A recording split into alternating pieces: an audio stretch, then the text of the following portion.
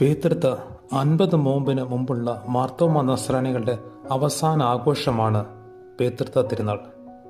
വലിയ നോമ്പ് ആരംഭിക്കുന്ന വിഭൂതി തിങ്കളിന് തലേ നാളാണ് ഇത് ആഘോഷിക്കപ്പെടുന്നത്. ആഗതമാകുന്ന വലിയ നോമ്പിന് മുമ്പ് ആഘോഷങ്ങളെല്ലാം അവസാനിപ്പിക്കുന്ന ദിനമാണിന്ന്.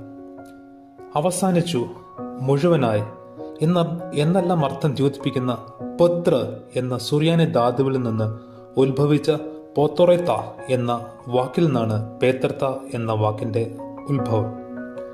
പാത്തേറോത്തോ എന്ന വാക്കിന്റെ അർത്ഥമാകട്ടെ അവസാനിപ്പിക്കൽ എന്നാണ്. പത്തീറുത്ത, പേതൃത്വ, പെത്തുർത്ത എന്നിങ്ങനെയെല്ലാം മുൻകാലങ്ങളിൽ ഈ ദിനം നസ്രാണി ജീവിതത്തിൽ അറിയപ്പെട്ടും ആഘോഷിച്ചു പോന്നു.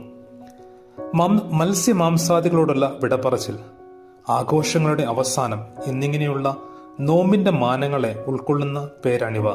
അഥവാ നോമ്പാരംഭത്തിന് സ്വഭാവത്തിന് അനുഗുണമായ ഈ നാമം ഈ ദിവസത്തിന് കൈവന്നു.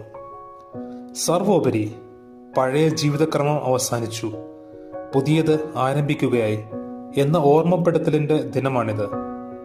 രുചി കുറഞ്ഞ ഭക്ഷണം എന്നർത്ഥമുള്ള സുറിയനെ വാക്കായ പെഫോർത്ത മലയാളീകരിച്ചതാവാം പേതൃത്വ എന്ന് കരുതുന്നവരുണ്ട്.